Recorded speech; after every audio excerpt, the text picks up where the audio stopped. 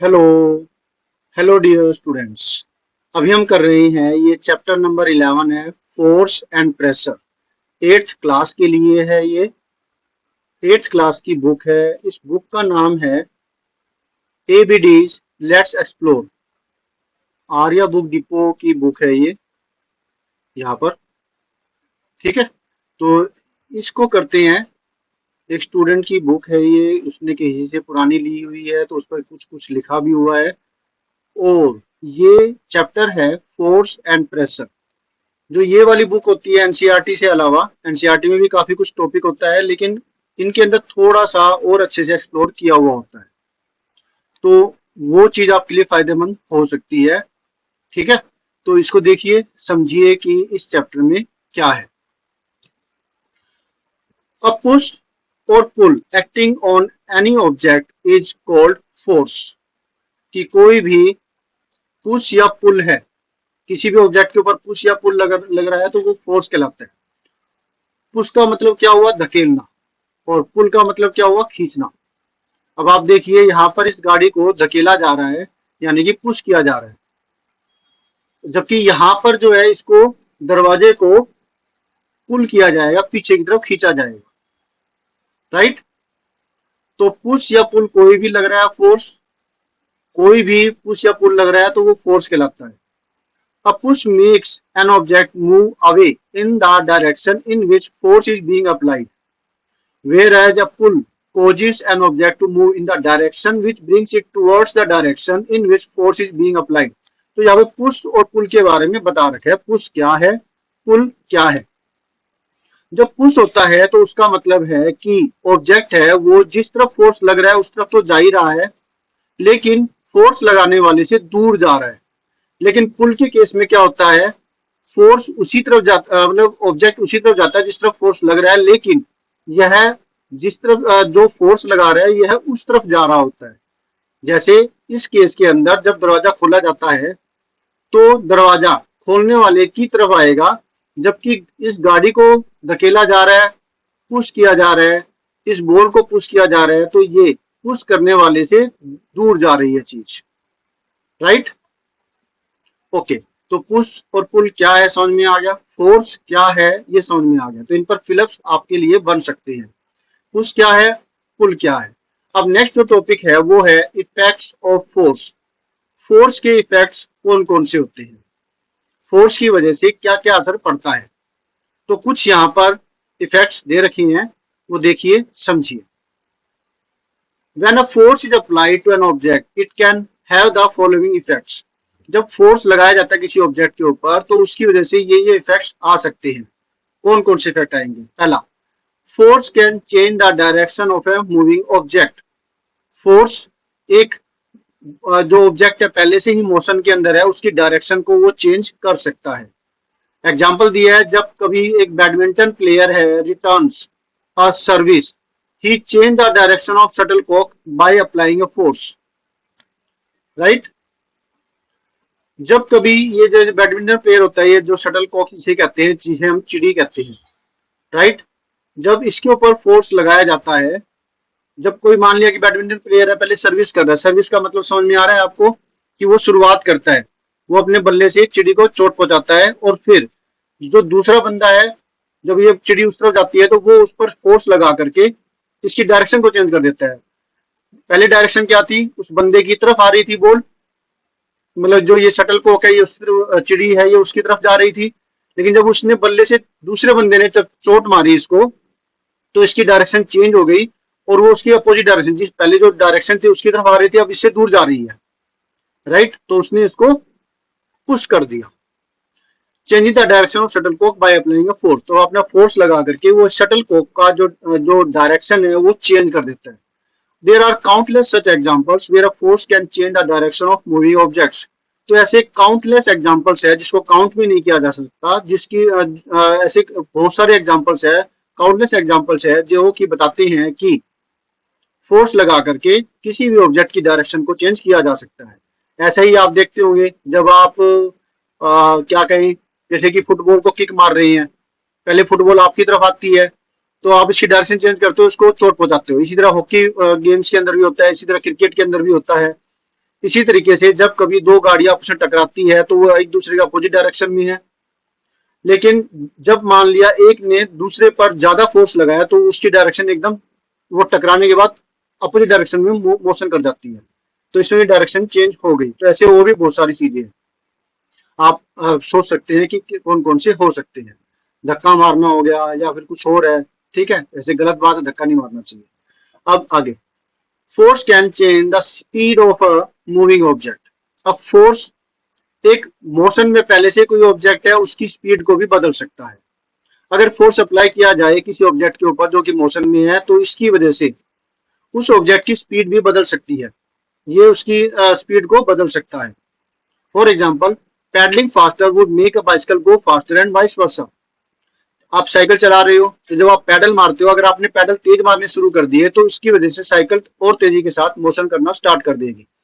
Vice versa का मतलब है इसका उल्टा भी वैसे ही है। अगर आप तेज पहले बाइसिकल को कर रहे थे, जिस भी स्पीड से कर रहे थे, आप पैडलिंग कर रहे थे, साइकिल तेज चल रही थी, जैसे भी चल रही थी, लेकिन जब आप उसके मुकाबले में धीरे पैडल मारना स्टार्ट करोगे तो उसकी वजह से जो रफ्तार है वो धीमी हो जाएगी, है कि नहीं? यस। इसी तरीके से कभी आपने देखा होगा कि आप साइकिल को पैडल मार रहे हो, जो पैडल जैसे मारते हो वैसे ही मार रहे हो, लेकिन हवा जो है एकदम तेज हवा बहने लग जाती है और वो आपके अपोजिट डायरेक्शन में है, जिस तरफ आप जा रहे हो उससे अपोजिट डायरेक्शन में हवा आ रही है तेजी के साथ में, तो आपकी स्पीड कम हो जाएगी। तो इसने भी तो स्पीड कम कर दी। और अगर आपकी ही डायरेक्शन, जिस डायरेक्शन में आप जा रहे हो, और हवा की रफ्तार, आपका हवा की जो स्पीड है, हवा की जो डायरेक्शन है वो भी वही है, तो आपको साइकिल चलाने में आसानी होती है। तब तो कई बार आप पैडल मारना भी छोड़ देते हो और बस वो उसकी सहायता से ही हवा की स्पीड के साथ ही आगे बढ़ने लग जाती है। क्लियर हो रहा है आपको?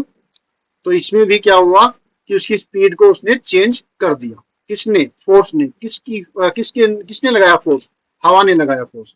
और जब पैडल तेज मार रहे हो तो आपने लगाया फोर्स। अब दो और एग्जांपल दे रखे हैं, फोर्स क्या क्या कर सकता है।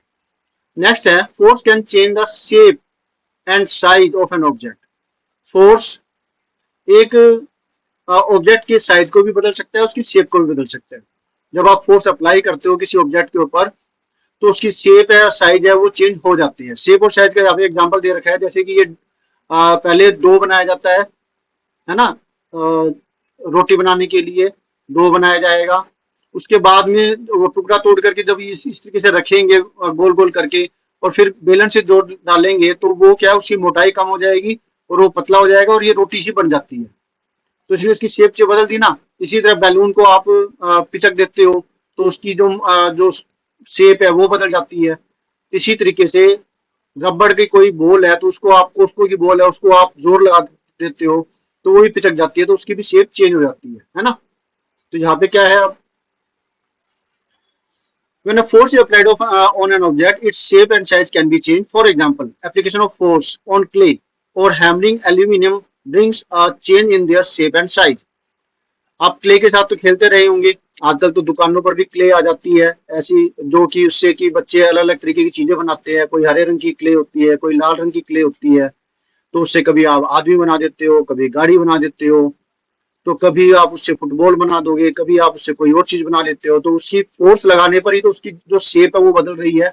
या फिर एल्यूमिनियम, कोई भी एल्यूमिनियम की कोई मटेरियल है, क्योंकि सॉफ्ट होती है थोड़ी सी ये, तो इस पर जब आप चोट मारते हो, हैमरिंग करते हो, यानी कि हथौड़ी से चोट मारते हो, तो ये भी उसकी शेप को भी बदल देगी, उसके साइज को भी बदल देगी, है ना। तो साइज को कैसे बदलेगी? जैसे कि आप लोहार की दुकान पे देखते हो, वैसे आपको पता है कि मेटल्स होती है वो मेलिएबल होती है ना। उससे क्या है कि आप उसकी चदरें बना सकते हो। चदरें बनाने के लिए क्या होगा कि जब आप उसको मोटे मेटल को गर्म करने के बाद हथौड़े से चोट मारते हैं तो उसकी जो है चद्दर बननी स्टार्ट हो जाती है, वो पतली हो जाती है, लेकिन उसका जो साइज है वो बदल जाता है, शेप भी बदल ही गया फिर, है कि नहीं? गुड। अब next example, force can move a stationary object और even stop a moving object. Force एक, स्टेशनरी का मतलब होता है रुका हुआ। फोर्स एक रुके हुए ऑब्जेक्ट को मोशन में ला सकता है और वो एक चलते हुए ऑब्जेक्ट को, मूविंग ऑब्जेक्ट को स्टॉप भी कर सकता है, रोक भी सकता है। An object at rest would begin to move when a force is applied to it. एक जो कोई भी ऑब्जेक्ट है जो रेस्ट पोजीशन पर है, जब उस पर फोर्स लगा जाता है तो वो उसकी वजह से मोशन में आ जाता है, मूव करना स्टार्ट कर देगा। एग्जांपल के तौर पर फुटबॉल स्टेशनरी है, जैसे यहाँ पर फुटबॉल है, अभी ग्राउंड पर पड़ी हुई है, स्टेशनरी है, रुकी हुई है। Until it is kicked bye a player, ये रुकी हुई रहेगी जब तक कि कोई फुटबॉल प्लेयर उसको किक नहीं करता। तो स्टेशनरी है वो मोशन में आ जाएगी, है ना। तो ये एग्जांपल है कि कोई स्टेशनरी ऑब्जेक्ट को मोशन में कैसे लाया जा सकता है। कोई एग्जांपल लिखो, कोई एग्जांपल बताओ। तो ये आ गया। क्वेश्चन कई सारे बन सकते हैं, फिलअप के तौर पर भी बन सकते हैं, 1 मार्क क्वेश्चन भी बन सकते हैं। और जो बिग क्वेश्चन तो हो ही गया, what are the different effects of force on different objects, what are the different effects of force on the different objects. तो ये क्वेश्चन आ जाएगा। ज्यादा मार्क्स में आता है तो आपको चारों पांचों जो भी है वो लिखने होंगे। तो कम है तो आप एक एक दो दो एग्जाम्पल देकर थोड़ा सा बता सकते हो। ठीक है, क्लियर हो गया ना। अब आगे क्या है यहाँ पर, an object which is in motion can be stopped when a force is applied to it.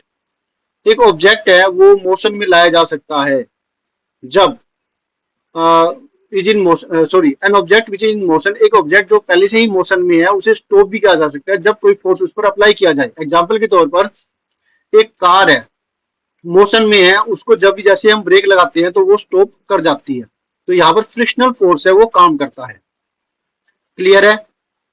होता है ना ऐसे, जैसे आप बाइसिकल भी राइड करते हो तो जब कभी सामने कोई जानवर आ जाए, कोई बच्चा आ जाए, कोई व्यक्ति आ जाए, तो या फिर कोई व्हीकल आ जाए तो आप ब्रेक लगाते हो धीरे धीरे। खड़े ब्रेक तो नहीं लगाने चाहिए कि एकदम से, इसलिए एक्सीडेंट का कारण बन सकते हैं। तो धीरे धीरे ब्रेक लगाते हो तो वो जो आपकी बाइसिकल है वो या तो धीमी हो जाएगी, या फिर वो जब ज्यादा लगाते हो तो फिर वो रुक जाती है ना, एक टाइम पर आकर के।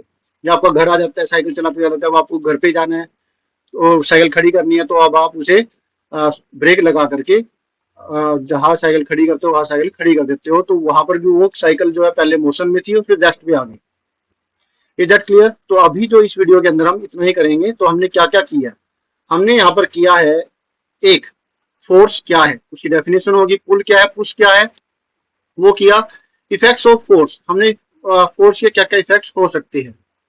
वो डायरेक्शन चेंज कर सकता है, फोर्स फोर्स है किसी मूविंग ऑब्जेक्ट को रोक भी सकता है और उसकी स्पीड को बढ़ा भी सकता है, मतलब उसकी स्पीड को चेंज कर सकता है। ये डायरेक्शन के लिए, ये स्पीड के लिए, स्पीड चेंज कर सकता है, उसकी धीमी भी कर सकता है, उसको तेज भी कर सकता है।